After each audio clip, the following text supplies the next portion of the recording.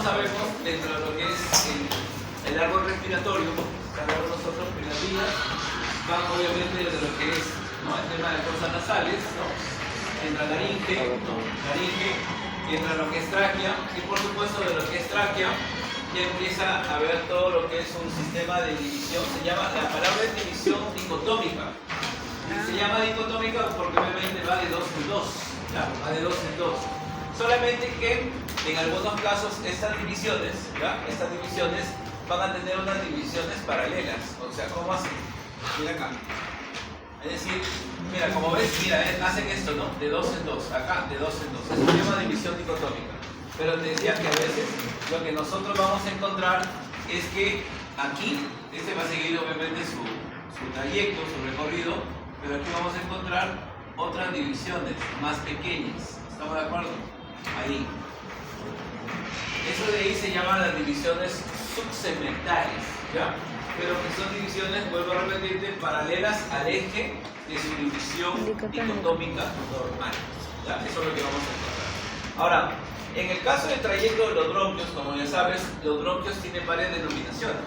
Hay bronquios que son principales, bronquios lobares, bronquios segmentarios, ¿correcto? Van a tener diferentes denominaciones. Y como te decía, paralelo a ello, los bronquios subsegmentarios. Ahora, va a llegar un momento en que, recuerden, el bronquio, ¿por qué se caracteriza? Porque presenta su estructura cartílago y músculo liso. Pero cuando pierde el cartílago, deja de llamarse bronquio para llamarse bronquiolo, ¿correcto? Ahora, el bronquiolo como tal, que es el primero, que es el bronquiolo terminal, se caracteriza porque presenta únicamente músculo liso. Ese músculo se llama músculo de resistencia, se llama ese músculo, ¿sí? Pero el bronquiolo, ese es el bronquiolo terminal, y el bronquiolo respiratorio ya se caracteriza porque en su pared, en el tema, en su pared ya vamos a tener dilataciones y por supuesto el contacto, ¿correcto?, con vasos. O sea, ya vamos a encontrar la presencia de hematosis, ¿no? Hematosis. Entonces, todo esto corresponde justamente a esta región. Ahora, toda esta región, ¿ya?, como ya sabemos, se denomina el espacio muerto anatómico, ¿no? Eso ya en algún momento lo hemos mencionado, que nosotros cuando inspiramos, recuerda eso, porque casi tenemos que ir utilizando esa terminología. Ese volumen que ingresa y sale en una respiración normal se llama volumen de aire corriente o volumen tidal. 500. Volumen tidal, ¿correcto? Ahora, ese volumen, vuelvo a repetir, tiene un volumen aproximado de 500 mililitros. Es el volumen que se va a movilizar. Ahora, este volumen que va a ingresar, ¿correcto?, va a estar en algún detalle. O sea, es como si tú respiraras y tomáramos una foto de toda tu vida respiratoria, algo así, ¿no? Tomamos una foto, ¿no?, para ver entonces dónde está distribuido todo este aire. Entonces, dentro de lo que representa lo que es el espacio muerto anatómico, que va desde lo que es las fosas nasales hasta el límite del bronquiolo terminal con el respiratorio. Entonces, ese espacio representa, como lo hemos dicho, el 30%, ¿correcto? Y si tú le sacas el 30% a 500, se va a dar 150 mililitros, ¿correcto? 150 mililitros. Eso de ahí ya lo habíamos en este caso aclarado. Entonces, solamente son 350 los que van a entrar a lo que es el intercambio gaseoso, ¿no? Al intercambio gaseoso. Bien, entonces, todo lo que viene a ser entonces la estructura anatómica de la parte respiratoria se divide finalmente entonces en dos partes, ¿no? Lo que es la porción conductora, ¿estamos de acuerdo?, que solamente se encarga de lo que es el pasaje de aire con ciertas características, digamos, aparte, o sea, no propias de la función respiratoria como tal. Porque uno dice, oye, ¿cuál es la función respiratoria de la laringe? Porción conductora. Que aparte, por el tema de la presencia de músculos, ¿correcto?, tiene justamente una función vibrátil, que es la fonación, pero no es parte de la función respiratoria. Y las fosas nasales se calientan, filtran, humedecen el aire expirado, ¿correcto? Pero es una porción conductora nada más, ¿no? Es una función paralela. Y lo mismo nos habla de los senos paranasales, ¿no? Disminuyen el peso específico de la cabeza, ¿correcto? Pero no es una función propia de la respiración, si no es entender eso. Entonces, todas esas vías, por eso se llaman vías respiratorias, hasta el límite entre el terminal y el respiratorio siguen simplemente porciones conductoras. Y acá, desde el respiratorio, obviamente, hasta el alveolo pulmonar, ya viene a ser justamente la porción propiamente respiratoria, es decir, donde se va a realizar el intercambio gaseoso. Y aquí podemos ver desde el punto de vista epitelial, ¿no?, el cambio. Es decir, la tráquea como tal, traquibronquios, se caracterizan porque presentan justamente su epitelio. Ustedes ya lo conocen, es el epitelio pseudoestratificado, cilíndrico ciliado. Ya saben que hay presencia glandular, ¿no es cierto? Hay presencia de cartílago, por supuesto. Nuestra tráquea presenta cartílago hialino. También presenta justamente músculo liso, ¿no es cierto?, dentro de lo que es su composición. A nivel del bronquiolo, como ves, ya no hay cartílago, desapareció. Solamente encontramos el tema epitelial y el tema muscular. Correcto. Ahora, el detalle, como yo te había mencionado dentro de esto, es que estas dos regiones, tanto bronquio como bronquiolo, se va a caracterizar porque va a tener inervación. Y dentro de esta inervación, lo ponemos en amarillo, va a llegar aquí, ¿correcto?, estas terminaciones nerviosas, y acá también a la parte bronquial y bronquiolar, vamos a ver la presencia del nervio vago. ¿Estamos de acuerdo? Y como ya sabemos, el nervio vago tiene ramas parasimpáticas, lo que indica entonces que esto de acá va a disminuir ¿qué? El calibre. O sea, hablamos de una bronco, ¿estamos de acuerdo o no? Bronco, ¿qué? Constricción, ¿correcto? Broncoconstricción. Ahí está. De ahí lo que te había mencionado dentro de o sea, uno entiende acá la fisiología para ver el clásico cuadro de asma. El asma se caracteriza porque tiene una triada. Tiene una hipersecreción bronquial, sabemos que hay glándulas, entonces estas van a ir a la luz del bronquio, es decir, acá está nuestro bronquio, ¿estamos de acuerdo? Y acá, por supuesto, lo que vamos a encontrar, si esta es la forma de la luz, lo que nosotros vamos a encontrar que va a haber una hipersecreción de moco. Acá, ese es uno. Pero ahí la luz está disminuyendo. Sin embargo, hay que recordar que el otro problema viene acá. Recuerda que acá también vamos a encontrar que músculo liso. Entonces, aquí el sistema nervioso parasimpático, ¿estamos de acuerdo?, nos está produciendo una contracción. ¿Estamos de acuerdo ahí? Y eso va a disminuir mucho más el volumen. Y por supuesto hay que recordar que el otro elemento, porque son tres, es que aquí vamos a encontrar la presencia de mediadores inflamatorios. ¿Correcto? Mediadores inflamatorios. A la cabeza, ¿qué vamos a encontrar acá? Histamina. ¿Correcto? Histamina. Ahí está. ¿Ya? Entonces, esos mediadores van en este caso a desarrollar toda una reacción en cadena que obviamente lo que hacen es disminuir el calibre. Y al disminuir el calibre, ¿qué es lo que va a pasar? Que la salida de aire, ¿no?, o sea, la expiración, se vea en este caso marcadamente afectada. Eso significa que la resistencia aumenta. Y cuando la resistencia aumenta, se produce un sonido que se llama sibilancia, ¿no es cierto? La sibilancia es ese silbido del pecho que a veces se reconoce y que justamente se genera en la expiración. Por eso ahí cuando uno evalúa a un paciente, tienes que especificar en qué momento de la respiración escucha. Cuando tú dices, tiene crepitantes, ese sonido como si estrujaras, ¿no?, un papel. Crepitantes inspiratorios o expiratorios, tienes que especificar. Y acá obviamente el sibilante típicamente es un sibilante expiratorio, ¿no?, que es característico. Es más, a veces necesitas el estetoscopio, porque con la crisis que presenta a veces, ¿no?, la persona se escucha, a veces sí, en el estetoscopio. ¿Estamos de acuerdo? Y ahí que justamente en el manejo, ¿no?, ¿qué es lo que necesitas? Un broncodilatador, ¿no es cierto? Esos broncodilatadores, recuerda, el músculo liso presenta un receptor. Recordemos un poco el tema. Tú sabes que los dos grandes neurotransmisores, ¿quiénes son? La acetilcolina y la adrenalina. Correcto. Ahora, En el caso de lo que es el parasimpático, ¿quién va? Acetilcolina. Y hay que recordar que los receptores, vamos a darle el nombre primero general, ¿cómo se llaman los receptores de la acetilcolina? Colinérgicos. Y estos colinérgicos se dividen en dos: muscarínicos, ¿sí o no? Nicotínicos. Al menos los nicotínicos van al músculo esquelético, siempre, ¿no? Al esqueleto. Significa que para el músculo liso van a ser los muscarínicos. ¿Estamos de acuerdo? Muscarínicos.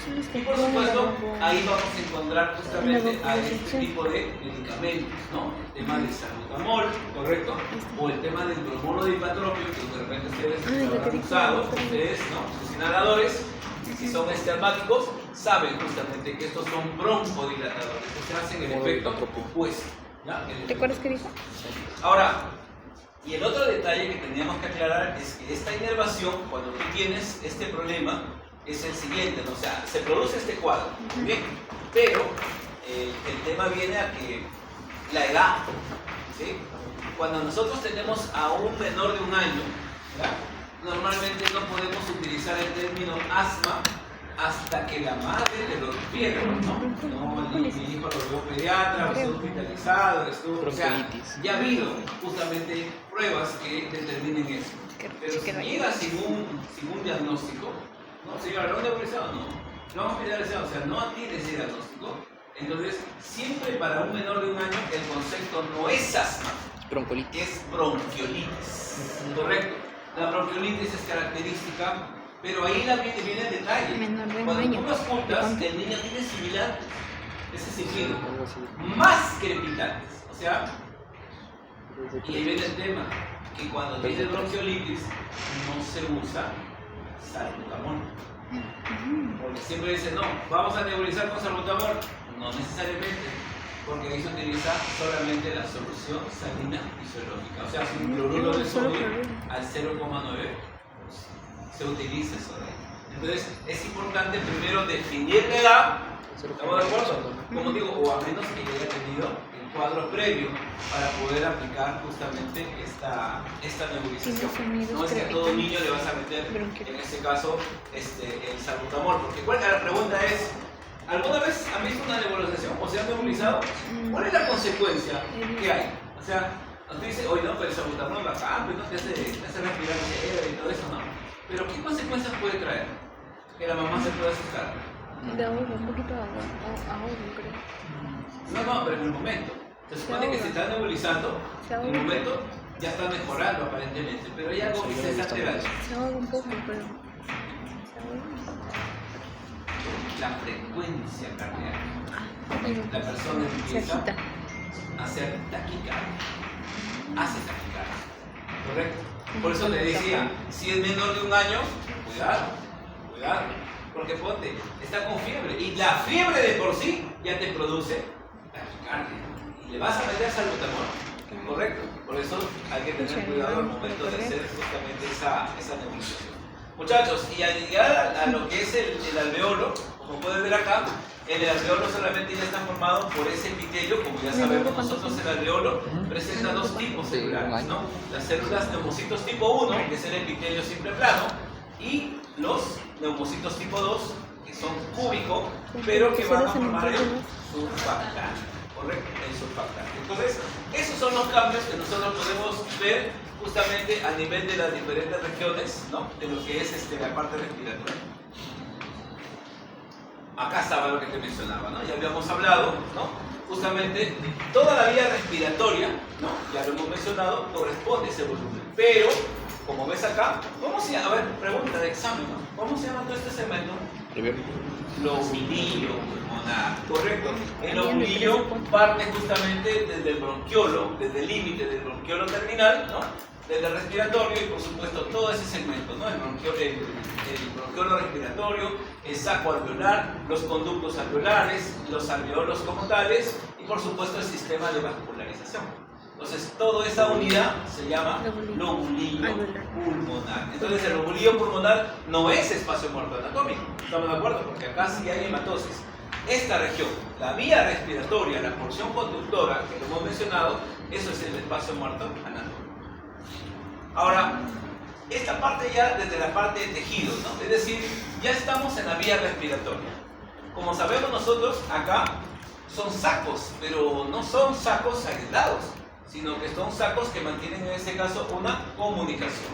Esta pared, como ya sabemos, el epitelio ya hemos hablado, siempre plano, el cúbico. No olvidar que en algunos casos vamos a encontrar macrófagos, ¿te acuerdas? Hay macrófagos celulares dentro de lo que es su pared, Células, ¿no? Que obviamente tienen la función de fagocitosis y de restos celulares, ¿no? Y también, justamente por el corte que se hace, se puede ver la relación con vasos sanguíneos. Y es aquí, en ese corte, donde yo puedo entender, ¿no? La clase pasada habíamos estado hablando un poco sobre eso. Esto de acá, ¿ya te acordaste o no? A ver, ¿te acordaste o no? Habla. Volumen sobre perfusión. ¿Qué es eso? No, Una perfusión. fracción. Sí. La de gracioso. Ahora bien, oye, ¿qué es esto de acá? Es la relación que ventilación, perfusión. Ventilación, perfusión. Eso me falta poner. Mira acá. Entonces, aquí en este corte, como te decía, podemos ver, obviamente lo que vemos aquí en blanco es la parte de lo que es el aire inspirado, ¿correcto? Pero dentro de lo que es las paredes, ¿correcto? Las paredes alveolares, vemos en esas regiones la presencia de vasos sanguíneos, ¿correcto? Entonces, la disminución de vasos sanguíneos está disminuyendo la perfusión. O que estos espacios, imagínate, ya sabemos nosotros, ¿por qué mantiene esa forma? Porque hay surfactante. Y como ya sabemos, el surfactante disminuye la tensión superficial. Correcto, entonces por eso se mantiene. Entonces, ¿han escuchado una enfermedad que se llama telectasia? Sí, Donde en la telectasia hay colapso. O sea, estas paredes están pegadas. Entonces, ¿qué pasa si están pegadas? ¿Qué disminuyen? ¿Qué disminuye? La ventilación. Claro, disminuye la ventilación. A pesar de que por fuera haya gran cantidad de vasos. ¿No es cierto? O sea, está conservada la perfusión, pero no la ventilación. ¿Estamos de acuerdo? Entonces, las enfermedades pulmonares deben de mantener un equilibrio. ¿Cuánto normalmente es la relación? 1. 1. La relación es 1. ¿Correcto o no? Pero esta de acá puede alterarse. ¿Correcto? ¿Qué pasa si el BQ es mayor a 1? Ya, eso Eso te va a venir en el examen. No mires, vamos acá, quiero que veas acá. Mira, tienes que analizar eso. El BQ es mayor que 1. ¿Qué significa que el BQ sea mayor que 1? Hay mayor ventilación. ¿Sabemos? ¿Qué hago yo para equilibrarlo? No. Eso lo tengo acá. ¿Qué hago yo para equilibrar? Creo. No lo traigo. Se supone que para que mira acá, tienes que, o sea, acá tienes que utilizar caballero, ¿no? O sea, hay varias formas de tener que utilizar este tema. Yo digo así, el La BQ telectasis colateral. es mayor que 1. ¿Sabemos o no? Pero para que sea mayor que 1 la fracción, la ventilación, ¿sí o no? Debe ser mayor que la perfusión. Y se supone que deben ser iguales. No hay intercambio entonces. Ahora, aquí viene el tema. El mecanismo compensador, porque el cuerpo tiene que compensarlo. ¿Estamos de acuerdo o no? ¿Qué es lo que hace el cuerpo? Disminuye el pH. ¿A dónde va? ¿A dónde lo puede regular más rápido? ¿En la ventilación o en la perfusión? Ventilación, correcto, aquí. Entonces, esto no te tienes que olvidar cuando tengamos este caso. Yo te lo había repetido ya. Aquí el mecanismo compensador, ¿ya? Compensador, va a ser ¿cuál? ¿te olvidas? Ventilación. Broncoventilación. Broncoventilación. Constricción. ¿Qué pasa si yo hago broncoconstricción? ¿Va a pasar más o menos aire? Menos aire. Y al pasar menos aire, ¿disminuye la ventilación o no? Y al disminuir, ¿se va a igualar o no? Porque la idea es eso. Ahora haces todo lo contrario. ¿Qué pasa si ahora mi BQ es menor que 1? ¿Cómo lo analizo ahí? Acá la ventilación, ¿sí o no? Es que menor. Correcto. Muy bien. ¿Y ahora qué hago? Broncodilatación. Así es. Vaso. El mecanismo compensador es a nivel de vasos. Entonces voy a hacer una ¿qué? Una ¿vaso qué? Constricción. Correcto. Al hacer una vasoconstricción, al cerrar el vaso, va a pasar menos sangre. O sea, la perfusión va a disminuir. Y se van a igualar o no. Eso tienes que tener ¿Y cuando es menor? como mecanismo compensador. ¿Estamos de acuerdo? Si olvídate para el examen, Oye, tu examen ya lo hice, está chévere. Ayer que vi que las actas no ya están contabilizadas, 100%. Ya muchachos, a recordar eso, ¿no? ¿Te acuerdas? Nosotros habíamos hablado que dentro de lo que viene a ser el control, ¿te acuerdas? El control de la respiración, había 3 elementos. Los sensores, recordemos, los sensores, ¿te acuerdas? ¿Dónde estaban los sensores? Los sensores estaban ¿dónde? En la bifurcación carotídea, en los cuerpos carotídeos. ¿Estamos de acuerdo? Ahí estaban los sensores. ¿El otro dónde estaba? La parte central, bulbo y protuberancia. Y los otros son los efectores, que son los músculos. Entonces, los músculos están en esa triada. Por eso te digo, no tienes que olvidarte de esa triada.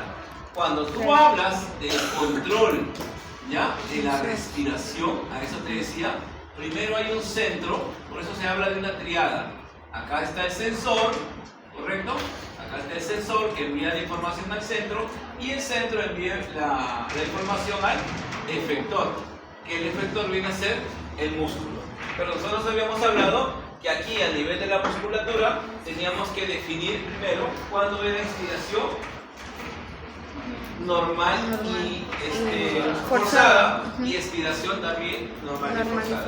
¿Quién participa en una inspiración normal? Diafragma y músculos intercostales externos y los paraesternales. Es la normal.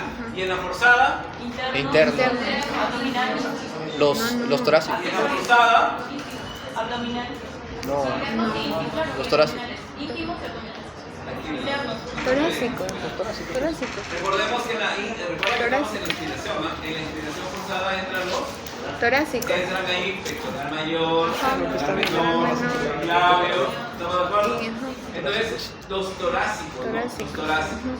Ahora, en la expiración normal, no hay presencia de músculos. ¿Quién participa? No hay presencia de músculos. No hay presencia de músculos. ¿Por qué dudas? ¿Quién participa? No hay. Ninguno. Porque la expiración es un proceso pasivo y que depende de qué? De la elasticidad pulmonar. Pero si es forzada, ¿quién participa? Los intercostales, internos y abdominales. Los abdominales. Viene el recto, los oblicuos. Correcto. ¿Listo? Dime. Listo. Muchachos, acá podemos ver, ahora en una radiografía lo podemos visualizar, ¿no es cierto? Que durante la inspiración, ¿te acuerdas? La inspiración, ¿qué ocurre? Sabemos nosotros que en la inspiración va a haber la pregunta, la presión intrapulmonar, ¿aumenta o disminuye? Inspiración. Disminuye. Debemos saber que nuestro punto de referencia para hablar de inspiración es la presión atmosférica, que sabemos que es de 760 milímetros de mercurio. Disminuye 3. Entonces, ahora esta presión está por fuera, pero entonces acá en la inspiración nuestra presión intrapulmonar, ¿correcto? Debe ser 757. Menor, ¿correcto? Menor a 3. 757. Porque hay que recordar que una sustancia pasa de mayor a menor concentración. Si tú quieres que el aire pase, adentro debe ser menor, ¿correcto? Por eso debe ser 757. Entonces la presión intrapulmonar es menor que la presión atmosférica. ¿Estamos de acuerdo? Listo. ¿Qué pasa con el diafragma? ¿Se eleva? Se eleva. Se contrae. No, yo entiendo que se contrae, pero a veces no entendemos qué es lo que sucede. Desciende. ¿Estamos de acuerdo? La contracción del diafragma se supone que si yo tengo acá mi caja torácica, ¿estamos de acuerdo? Mi caja torácica, la idea es aumentar el volumen. Entonces no se va a elevar, porque si yo lo elevo, voy a disminuir el volumen de aire. Y la idea no es esa. Por eso decimos, cuando hay contracción, el diafragma se aplana, desciende. Por eso que el corazón también va a descender. ¿Estamos de acuerdo? Eso es lo que está La sucediendo. inspiración ¿Sí? a la forma de cúpula. Las costillas se elevan. Las costillas se elevan. Y normalmente podemos verla porque las costillas un poco que se hacen planas. En cambio, en la expiración están un poco arqueadas. ¿Estamos de acuerdo? Ya sabemos los músculos que van a participar. Normalmente, ¿cuánto demora la inspiración? 3 segundos, ¿no? El tiempo que se va a ejecutar, 3 segundos. Y sabemos que es un movimiento que activo para la caja torácica. Activo para la caja torácica. En el caso de la expiración, ya sabemos que acá, entonces el cambio, ¿no? La presión intrapulmonar es mayor. ¿Estamos de acuerdo, no? Mayor que la presión atmosférica. Mayor que la presión atmosférica. Ahí está. Mayor que la presión atmosférica. Eso es lo que va a ocurrir. Tiene que ser mayor. Ahora el diafragma se eleva. ¿Correcto? Se eleva. Obviamente podemos decir se relaja, bueno, en fin. Se eleva. Las costillas se van a arquear. ¿Correcto? Se van a arquear. ¿Sí? Demora 2 segundos. ¿Ya? Demora 2 segundos normalmente este proceso dentro de la respiración. Entonces, eso me permite entender justamente ambos mecanismos, ¿no? Ambos mecanismos, muchachos, justamente constituyen la ventilación pulmonar, ¿ya? El ingreso y salida, no es respiración. Por eso digo, una cosa es ventilación, ¿estamos de acuerdo? Otra cosa es intercambio gaseoso y otra cosa es ya la respiración interna o tisular como tal. Son mecanismos, en ese caso, distintos, ¿ya? Bueno, acá ya sabemos que la pleura, que es una membrana, es un mesotelio que se va a encontrar envolviendo a los pulmones, tiene una doble hoja, ¿no? Una pleura parietal que va a la pared torácica y una pleura visceral que está justamente en íntimo contacto con la víscera, ¿no es cierto? Con el parénquima pulmonar. Entre ambas, nos vamos a encontrar con la presencia de un líquido, ¿estamos de acuerdo o no? Aquí, el líquido que, el líquido pleural, el líquido pleural. 150 mililitros. 50 mililitros. Correcto. Ahora, este líquido pleural, dependiendo de su composición, me va a definir justamente el llamado derrame. Aproximadamente el volumen es de 50 mililitros. Este es un volumen normal.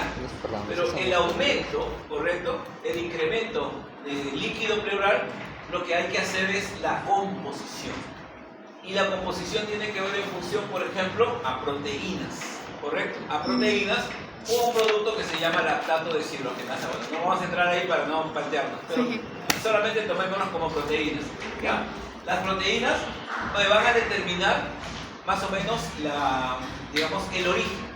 el origen de este derrame que se puede dar. Pregunta para todos, enfermedades que me dan un derrame pleural. Vamos.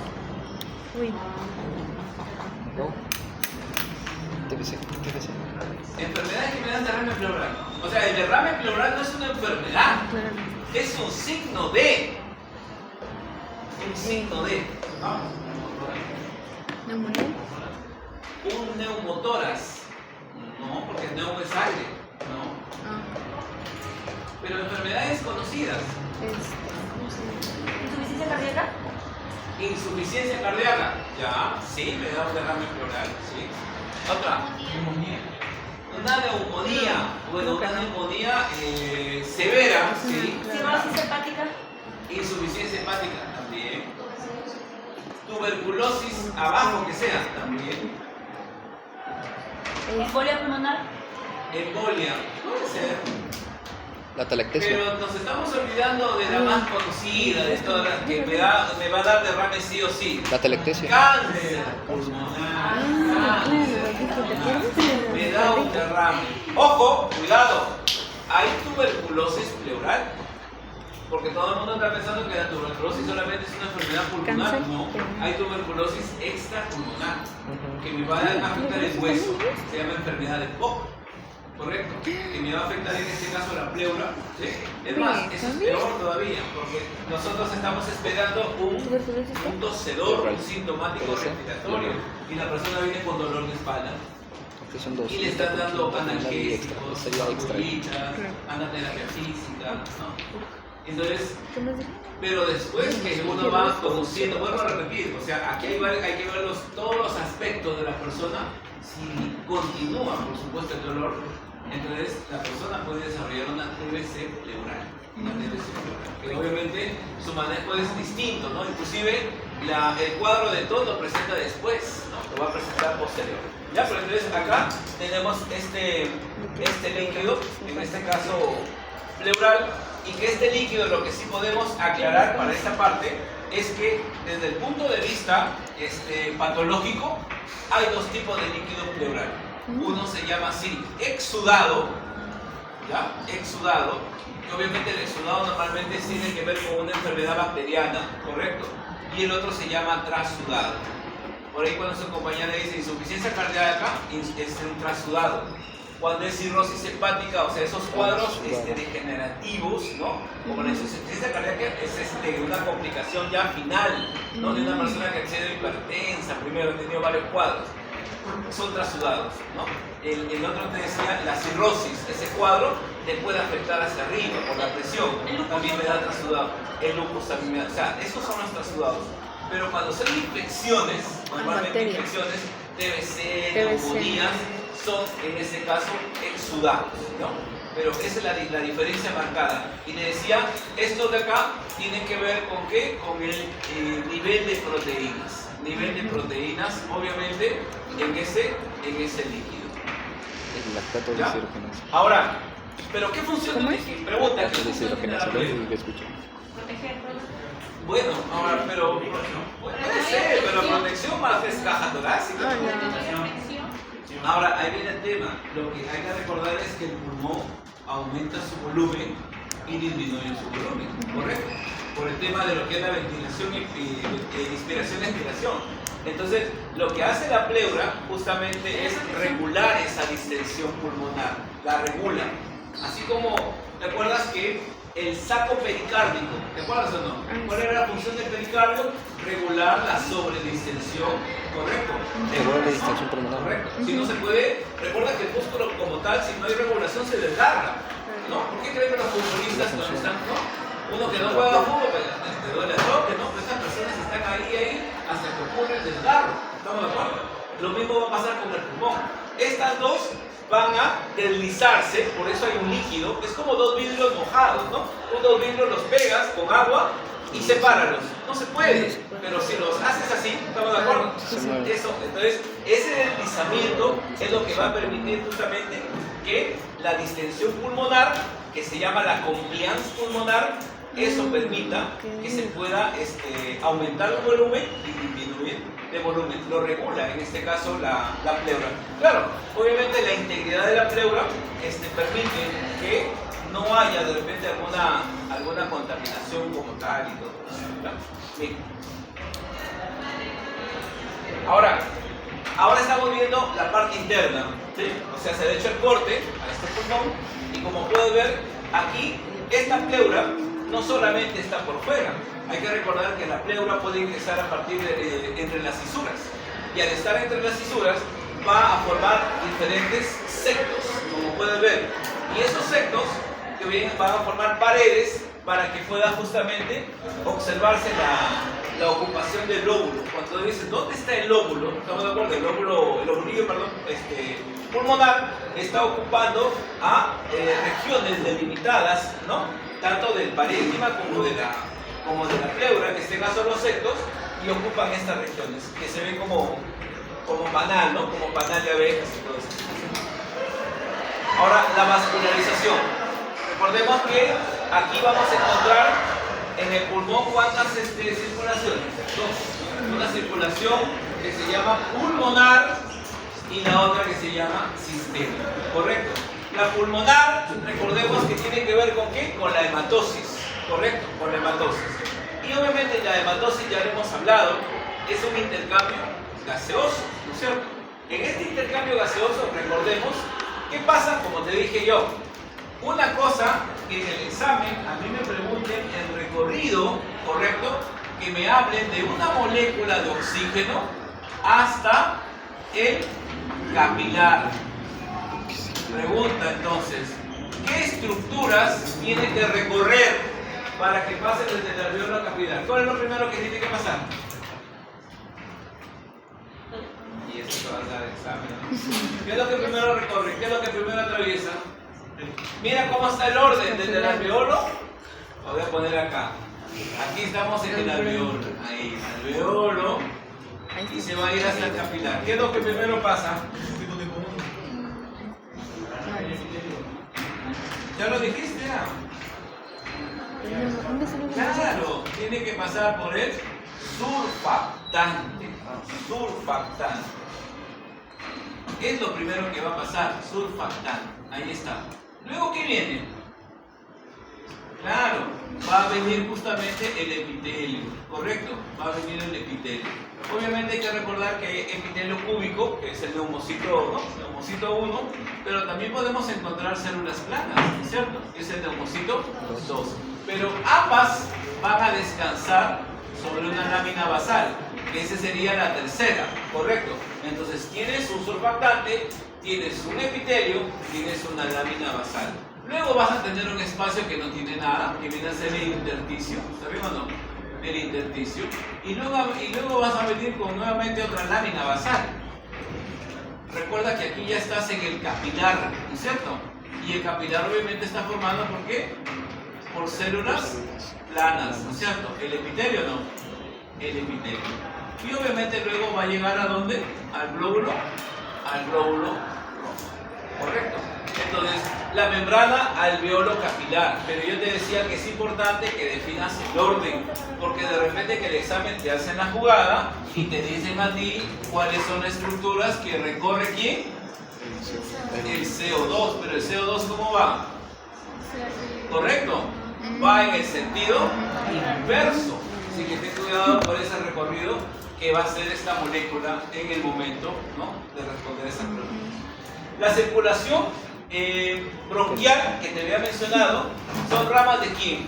De la aorta, ¿correcto? La circulación bronquial. Pero no olvidar que la bronquial tiene anastomosis, ¿correcto? La bronquial y la sistémica hacen anastomosis y que eso era la explicación para qué. ¿Qué explicaba la anastomosis? Que la saturación de la Claro, sangre no llega al sea 100%, llega al 97%. ¿Cuánto es la saturación que llega al corazón? 97. 97. Llega con 97. Justamente por esta mezcla de sangre arterial y venosa que ocurre dentro de lo que es justamente esta circulación. ¿Ya? Bien. Ahora pasamos acá ahora. Lo que te quería ver. Mira.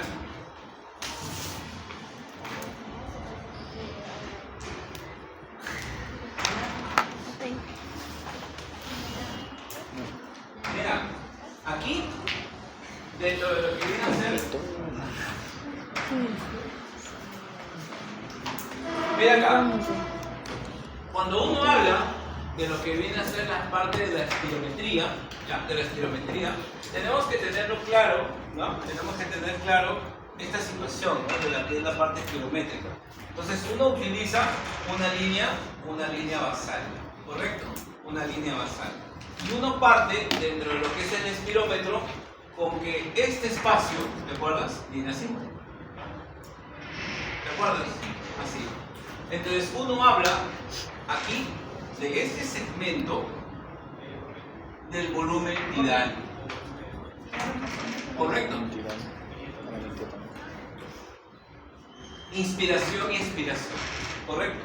Sin embargo, sabemos nosotros que podemos inspirar de manera forzada y hacemos esto. ¿Correcto? Ahí.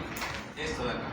Entonces, este volumen adicional que yo estoy inspirando en una expiración que ya sería forzada, esto de acá es el volumen de reserva inspiratoria y que esto corresponde a 3000 mililitros. 3000 mililitros. ¿Okay? Sigue respirando y luego haces esto y expiras al máximo ahí. ¿correcto? Ahí. Y ahora tenemos un volumen que De es reserva mucho expiratoria. menor.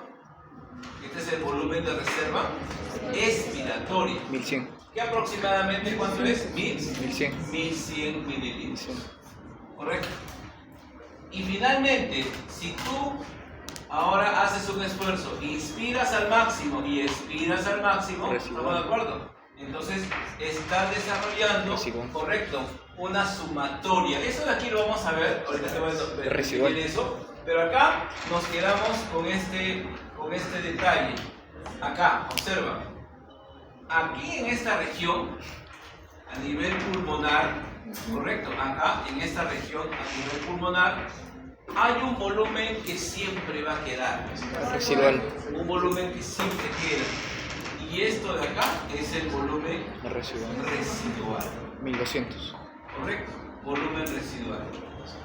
¿No es cierto? Y como ya lo han dicho, ese volumen corresponde a 1200 mililitros. Correcto. Entonces, cuando nos pregunten por volúmenes y capacidades pulmonares, nosotros tenemos 4 volúmenes. ¿Correcto? Un volumen tidal, un volumen de reserva inspiratoria, un volumen de reserva expiratoria y un volumen residual. ¿Correcto? Las capacidades es la sumatoria de volúmenes, ¿correcto? Es la sumatoria de volúmenes. Entonces, aquí en esta parte vamos a ver lo siguiente. Yo puedo sumar, miren acá, primero de esta manera. Si yo sumo en el orden como estoy, muchachos, yo sumo en el orden en el que estoy, yo puedo sumar en este caso los dos primeros, o sea, así. Miren acá, sumo los dos primeros, ahí. Y esto se llama la capacidad inspiratoria. Y los dos que me quedaron sería Capacidad expiratoria.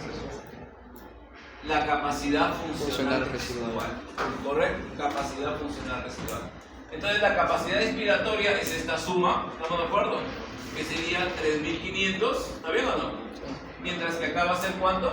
2300. 2300. Ahí está. Ahora, hay una capacidad, ¿no?, que de repente la más utilizada dentro de la evaluación, en este caso pulmonar de una persona, que acá hay que ver lo que se puede presentar de varias formas. Eso es lo que tienes que tener cuidado ahí. ¿Cómo es que se puede representar en fórmula?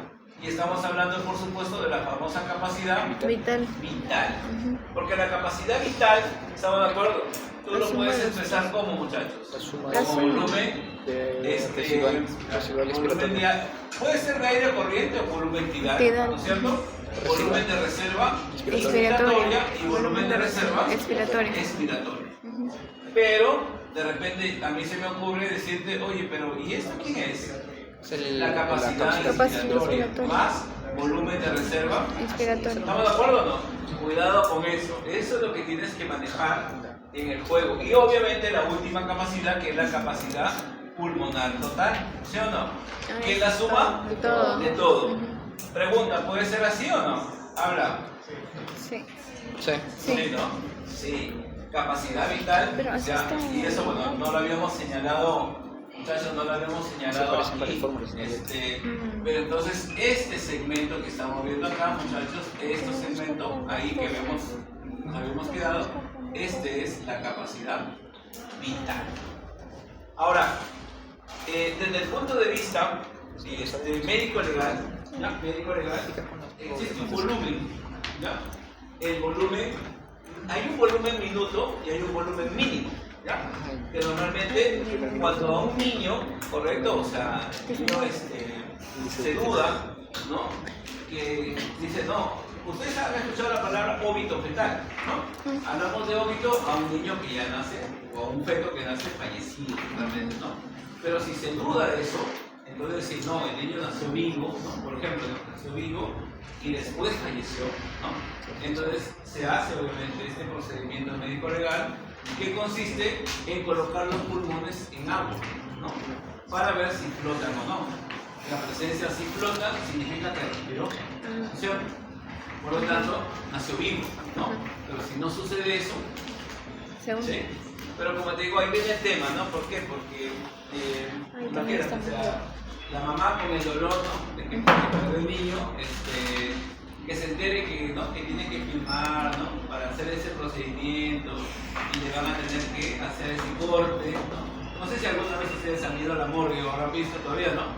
Pero los de la morgue son unos carniceros terribles, ¿no? Entonces, no, en serio, de verdad. Y entonces es traumático ver esa situación, ¿no? Por eso es que es bien raro, ¿no? Es bien raro ver que se haga ese procedimiento con el consentimiento a veces de la madre y todo eso, ¿ya? Entonces, esto de acá, de lo que, como te decía, de lo que son capacidades, ¿ya? Ahora, ojo, hay que tener cuidado siempre también con la terminología, es decir, acá lo vemos bien acá como fórmula y todo eso, pero en la parte descriptiva es donde a veces nos equivocamos. Porque aquí en el primero, ya lo habíamos dicho, es el volumen de aire que ingresa o sale de la vía respiratoria en una inspiración normal. ¿Correcto? ¿Corriente Pero también acá, llamada, doctor? Sí. Corriente también llamada, ¿no? ¿cómo? Sí. Corriente. ¿Cómo? Volumen corriente dice también. Corriente también llamada. Es sinónimo, volumen corriente Sí, dice. claro. Volumen de aire corriente. Sí. Ahora, en el volumen de reserva inspiratoria, normalmente acá, cuando lo vas a definir, ¿no? es el volumen que ingresa a los pulmones luego de una inspiración forzada. O sea, tienes que ponerle la terminología. ¿No? Acá es una inspiración forzada y acá Es una normal. es el volumen, ¿correcto? Vital normal. Que luego de una inspiración forzada se expira también de manera forzada, porque los dos tienen que ser forzados por ambos, ¿no? Por eso es que ustedes han visto ese tambor, el espirómetro, donde primero tienes que tomar aire al máximo, ¿no? O lo que puedas y luego vas a soplar, ¿no es cierto? Entonces, esa prueba es justamente para ver la capacidad vital, registra la capacidad vital. Pregunta, ¿la capacidad vital depende de si es hombre o mujer? Sí, bastante. ¿Por qué? Porque Porque el hombre tiene una Por la mayor cintura escapular. ¿Y qué significa que tenga mayor cintura Más escapular? ancho. Que va a tener una mayor caja torácica. Más ancho. Depende de la edad. Bastante. Sí, pues obviamente no vas a ocupar a un a la niño. talla con- también. La talla. La talla. Depende de la región geográfica. También. Sí. También ¿Quién tiene mayor capacidad vital? los de la sierra. Lo de la sierra. Es normal, es lo mismo. Es lo mismo. Es lo mismo. ¿A qué se refiere? ¿Cómo? O sea, los hombres son iguales. ¿Sabes? No, que, o sea, que sea altura no significa que tenga más capacidad. Ahora, Yo soy de la sierra. pero de todas maneras, el tema de la altura geográfica sí marca una. Ahora, claro, obviamente, lo que pasa está en que hay otros factores asociados. ¿no? O sea, el tema de que si eres deportista o no, por ejemplo, marca ya una diferencia, ¿no?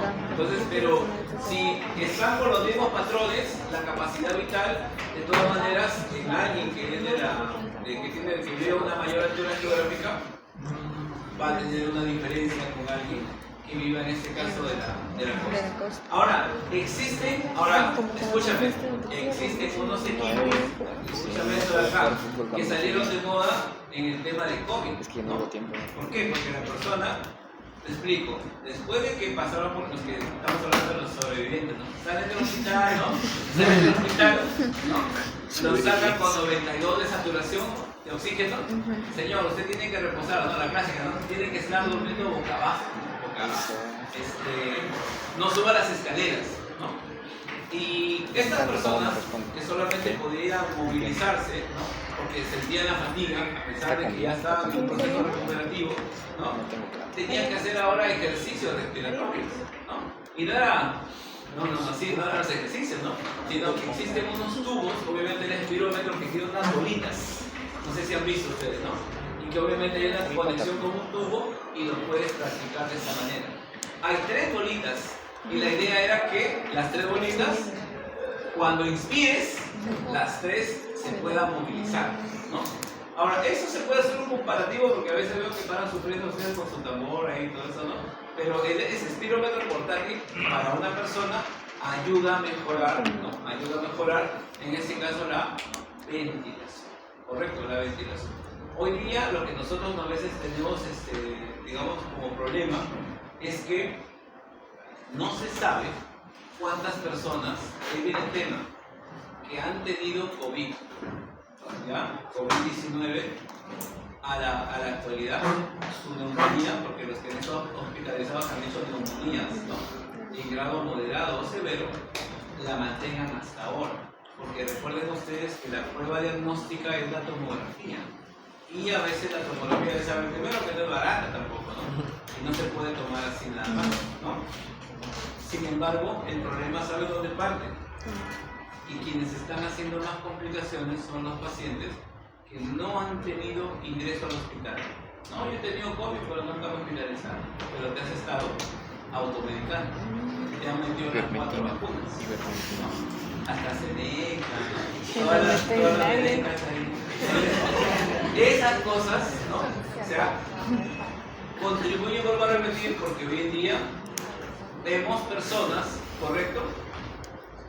Chicos, en el último mes del año hubo un pequeño cambio, desde cuando vino el cambio del verano. Estamos con un invierno largo y vino el verano. Y más o menos en octubre, por ahí, octubre. Y vino el cambio estacional. Y hemos estado atendiendo pacientes que venían, ¿por qué venían? No, estoy con la tos, ustedes como 3 semanas. ¿Y yo qué te hizo? No, más de 2 semanas es sintomático respiratorio. Claro. Pero resulta que eran personas sin factores de riesgo, ¿no? Entonces son personas que, y cuando empiezas a indagar en su historial, sí, efectivamente, tenía un COVID, pero en casa. ¿No? Nunca se necesitó oxígeno, ¿no? Así nada más, lo toman a la ligera, ¿no? Pero después cuando indagas, pues, te han puesto, no, sí, doctor, lo digo, ya me están contentos, están sacando pecho. Entonces, no sabemos que todo ese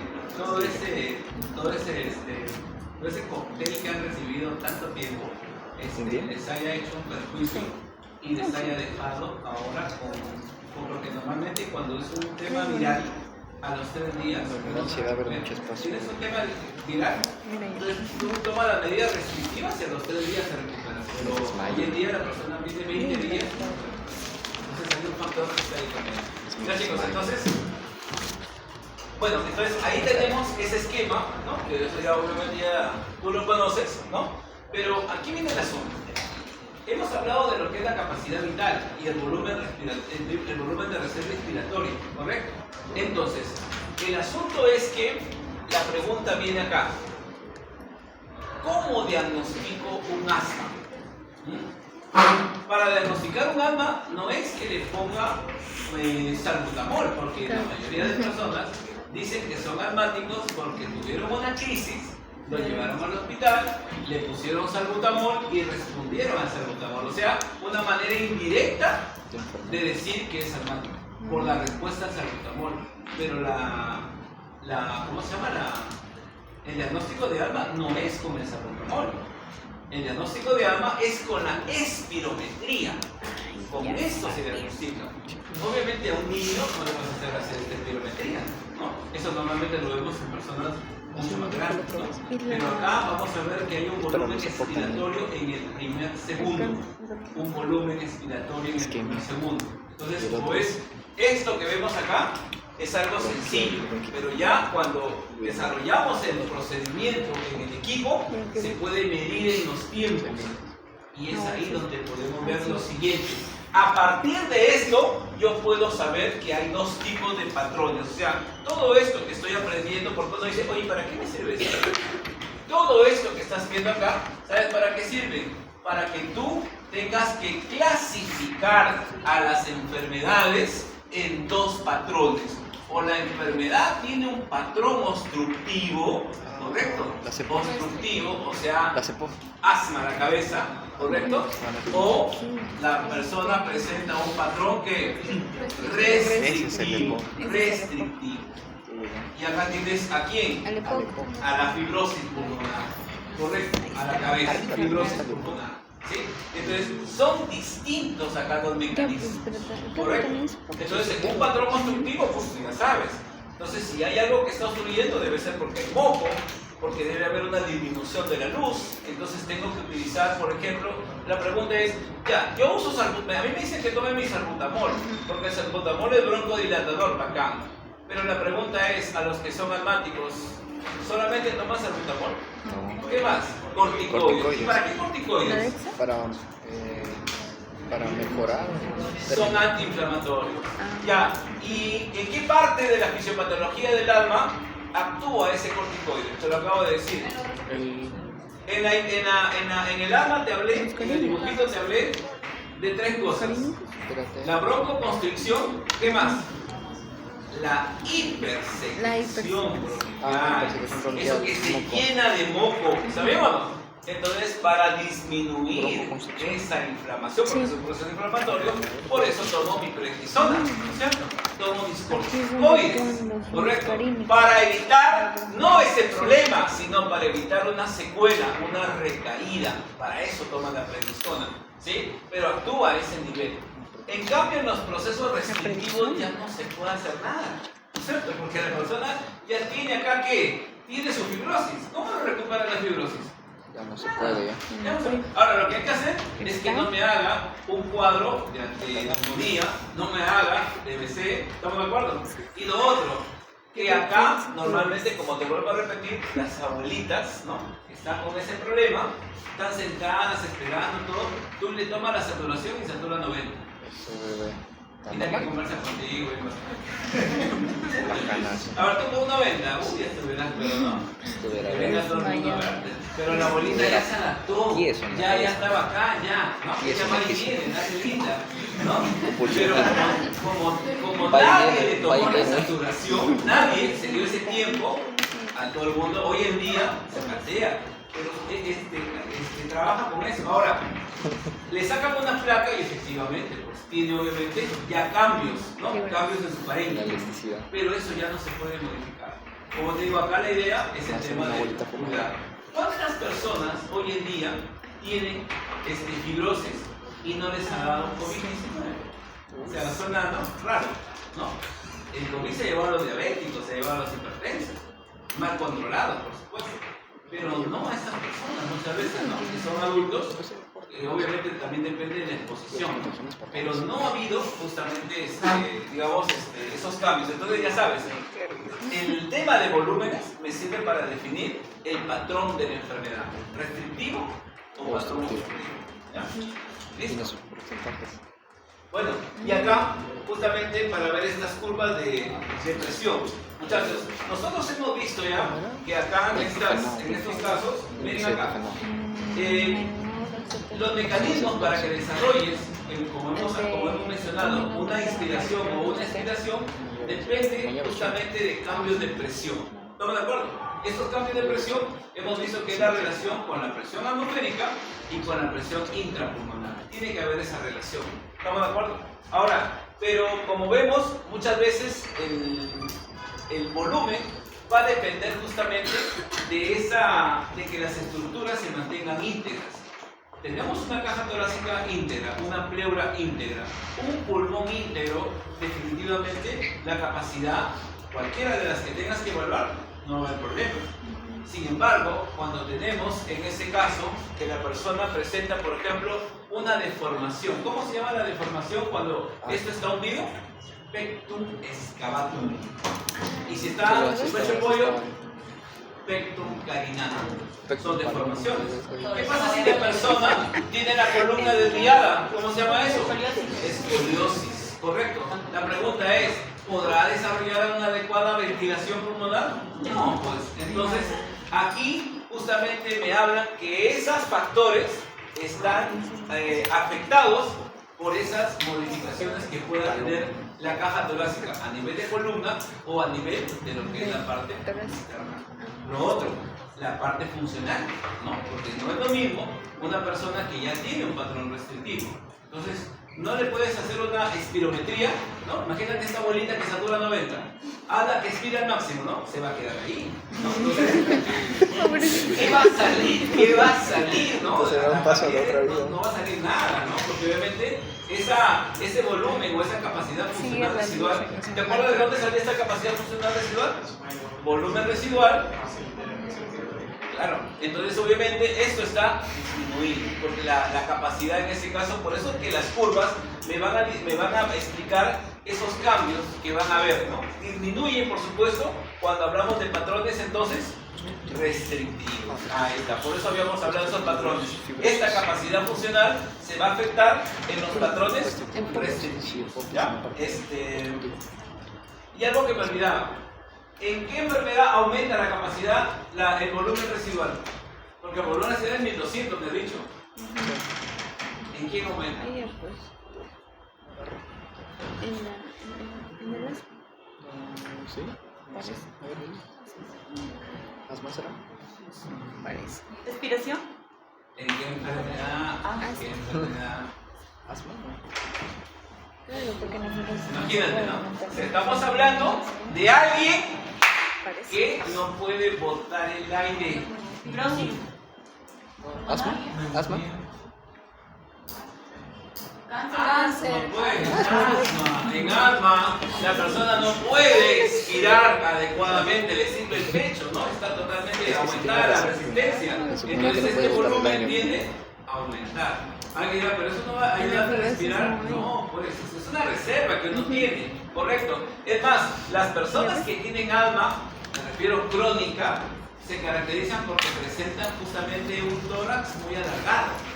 ¿No? Muy alargado, inclusive se puede ver que normalmente, ¿te acuerdas que hemos dicho, ¿no? Que las costillas deberían ser arqueadas, sí, ¿no? arqueadas. Salvo que inspires, pero como estas personas presentan justamente este aumento, se ven casi aplanadas. O sea, por radiografía yo podría identificar si la persona ya puede tener un cuadro de asma, ¿no? De larga edad, por la forma que tiene la disposición de las costillas. ¿Ya? Bueno, esto de acá ya lo habíamos revisado. ¿Te acuerdas que hemos hablado que dentro de la ley de Fick, ¿te acuerdas? No? De la ley de Fick, nosotros encontramos que había una ley que era la ley de las presiones parciales, ¿no es cierto? Y de acuerdo a la ley de Dalton, ¿no? Que es el autor de la ley de las presiones parciales, me decía a mí que la presión total era la sumatoria de cada una. O sea, cada gas que está presente dentro de lo que es la parte alveolar hace una sumatoria, aporta con una presión y finalmente la presión que se genera dentro es la presión, en este caso, total. ¿Correcto? La presión total. Ahora, pero como puedes ver, para cada región, tanto sea la parte del alveolo, bueno, no hablan del aire inspirado, del espacio muerto, perdón, pero sí el aire inspirado y expirado, existen modificaciones necesariamente, ¿no? A la vista salta claramente que la presencia de lo que viene a ser el oxígeno tiene una mayor presión, por supuesto, obviamente por el contenido, a diferencia del aire inspirado, ¿no es cierto? En el caso de CO2, por supuesto, ¿no? El CO2, que es uno de los productos, ¿no? De desecho, y se elimina de la expiración, tiene en este caso una mayor concentración. Y lo otro viene acá, por supuesto, ¿no? Cuando uno expira, ¿qué elimina? Vapor de agua, correcto. Y de ahí que justamente, pues acá debería estar como vapor, más que como agua. De ahí que el concepto, ¿no? Del vapor, que también tiene una mayor concentración acá. Lo que no cambia es el nitrógeno. ¿Por qué? La misma composición del oxígeno. ¿Hay nitrógeno en el aire o no? Claro. Sí, claro, es el 78% de la composición. Sí, pero recordemos que el nitrógeno, como puedes ver, no es casi igual, casi similar, ¿no? Porque en realidad el nitrógeno no forma parte del intercambio, ¿no? Nosotros no eliminamos el nitrógeno, correcto, el nitrógeno queda, ¿no? Dentro de lo que es la parte alveolar y luego se expulsa, ¿no? Hace ese mecanismo, pero debido a que es una molécula, ¿no? Que no tiene una afinidad por la hemoglobina, ¿no? O sea, no forma enlaces con hemoglobina. Por esa razón es que no se puede, en este caso, transportar y se elimina, va de un lado hacia otro, ¿no? A pesar de que es el mayor componente del aire. Y dentro del alveolo, por supuesto, las concentraciones que nosotros conocemos y manejamos en función al oxígeno y al CO2. Una cosa es al 100% en el alveolo. Recuerda que cuando hemos hablado, por ahí de repente te sale la duda, que hemos hablado del 97%, pero ¿es en dónde? En sangre pulmonar, en venas también, ¿o no? Ahí es donde se va, en este caso, a modificar. Ahora, el otro punto acá es el siguiente, muchachos. Miren acá. Estaba olvidando esto de acá.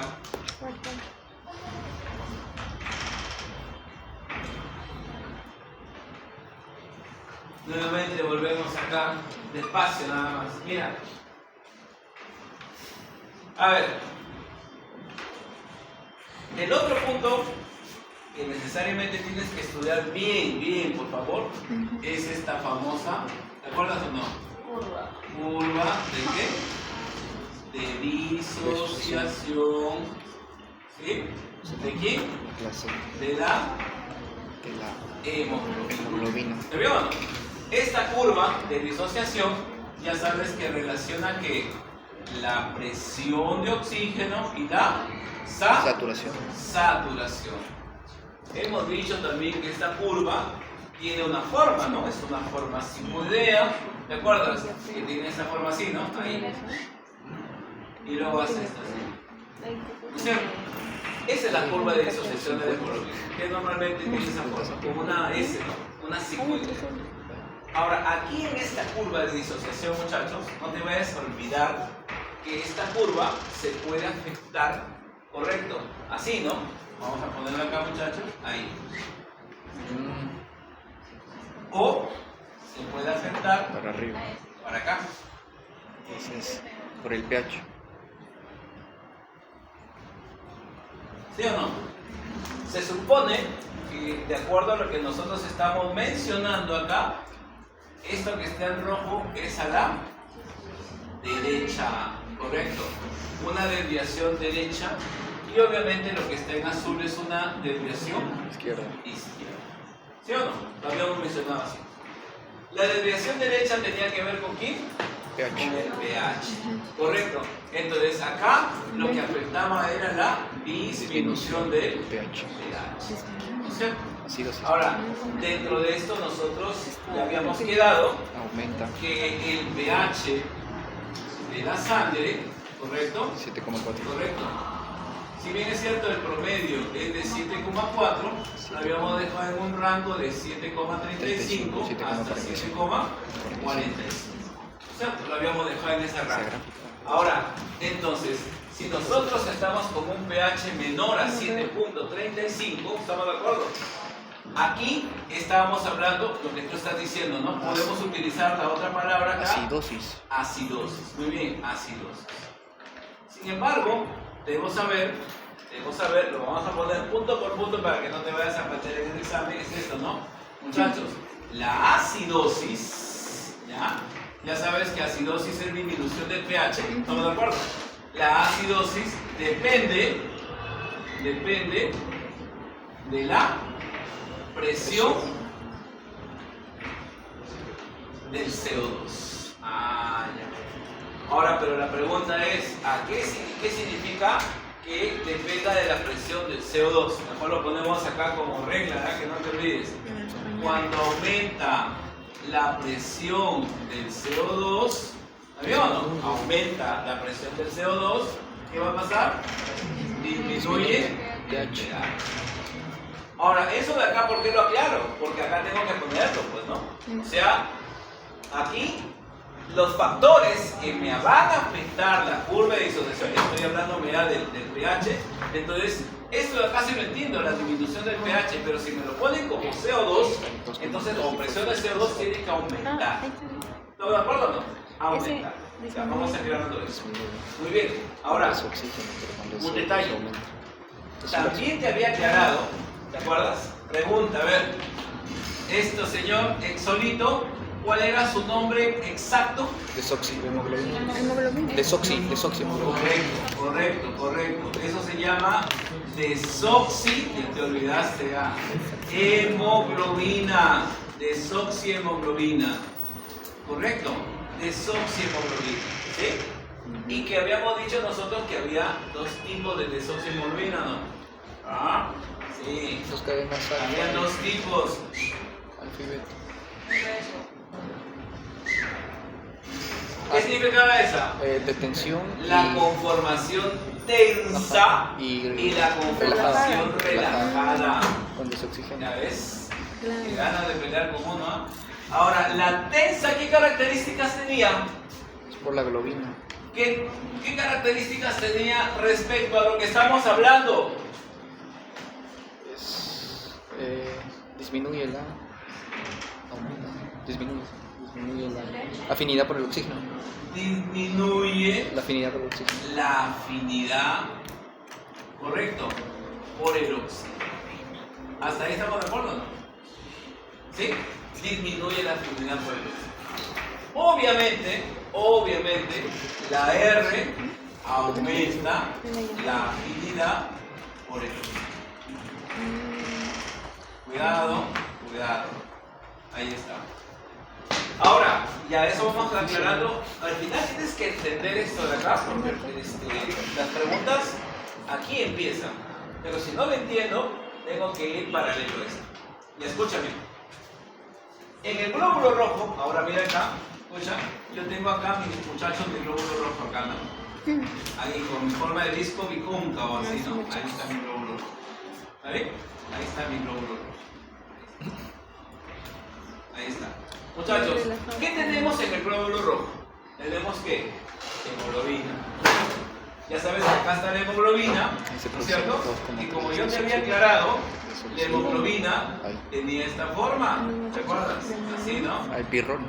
Ahí. ¿En medio quién estaba? El hierro. El átomo de hierro, ¿no es cierto? El átomo de hierro. Y por supuesto acá tenemos un nitrógeno y estos son los anillos pirrónicos. ¿Cuántos anillos pirrónicos son? 4. 4. Tetrapirrón. 4. ¿Estamos de acuerdo? El famoso tetrapirrón. ¿En qué estado estaba el hierro? Oxidado. Oxidado. Ajá. Oxidado. ¿Te gusta, no? Oxidado. Hierro más 2. Así está. Está como hierro más 2. ¿No es cierto? En ese estado se encuentra. Muchachos, pero aquí viene el detalle, ¿no? ¿Cuál? Que justamente, ¿ya? Dentro del glóbulo rojo, voy a poner acá porque me voy a decir, ¿qué es esa vaina? Glóbulo rojo, ¿ya? Dentro del glóbulo rojo, nosotros vamos a desarrollar justamente una glucólisis. Acá entonces tenemos una glucólisis. Escúchame, aquí hay una glucólisis. ¿Ven? ¿Y cuál es el tema de la glucólisis, muchachos? Que dentro de lo que es la glucólisis voy a tener un producto intermedio. Es una glucólisis dentro del glóbulo rojo. Pregunta, ¿cómo se llama este producto intermedio? Es el 2,3 difosfoglicerato. 2,3, ¿te acuerdas? Difosfoglicerato. Disfosfoglicerato. ¿Difosfo qué? Glicerato. Glicerato. Correcto, ahí está, el 2,3 difosfoglicerato. Bacán.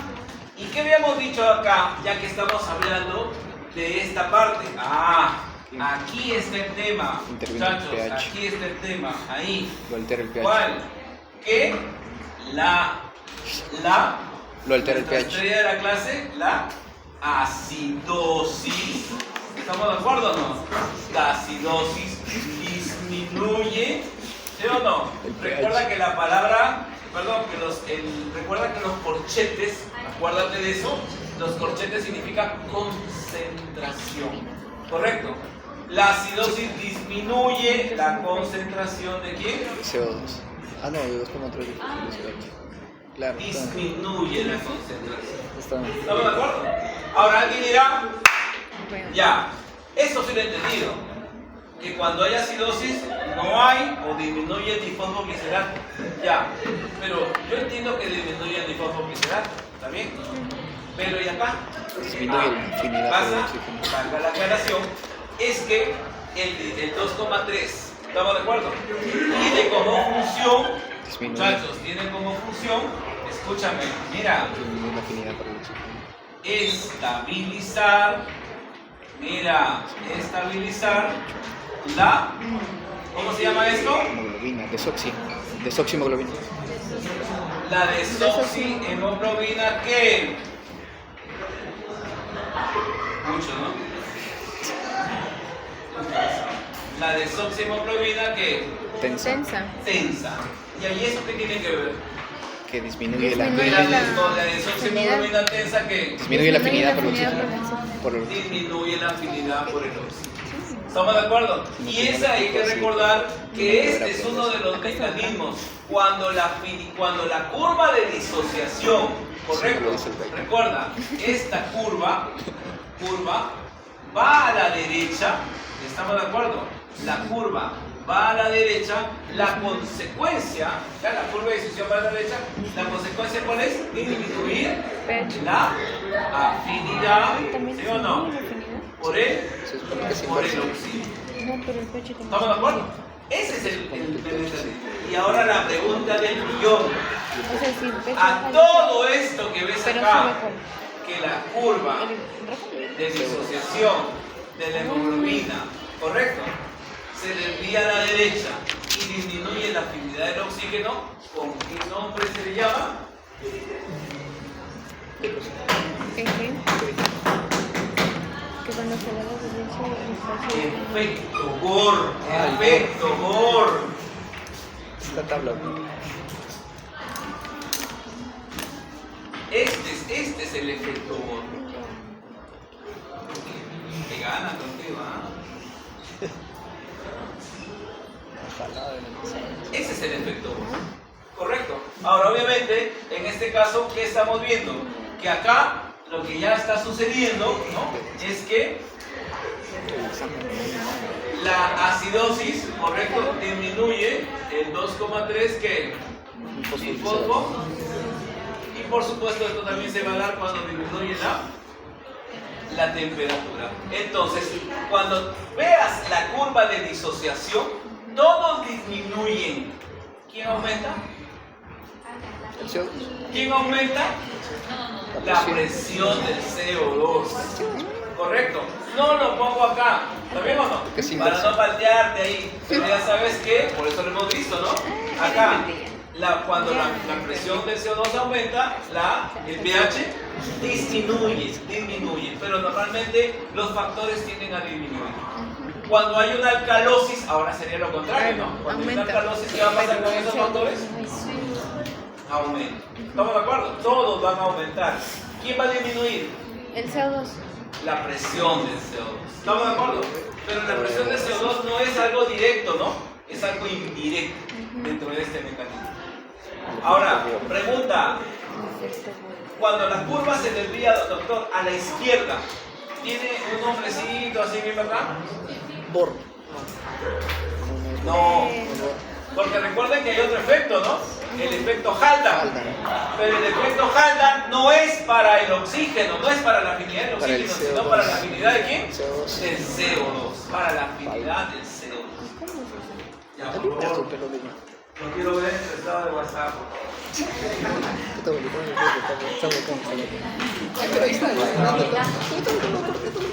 No, ya le tomo. Porque si no me explicó la otra vez.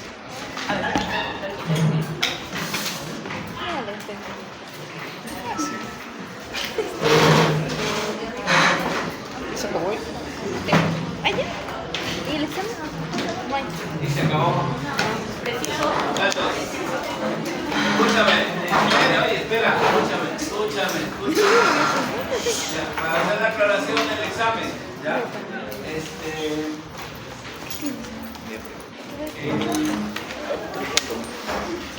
Yo creo que no está en calor. Escúchame.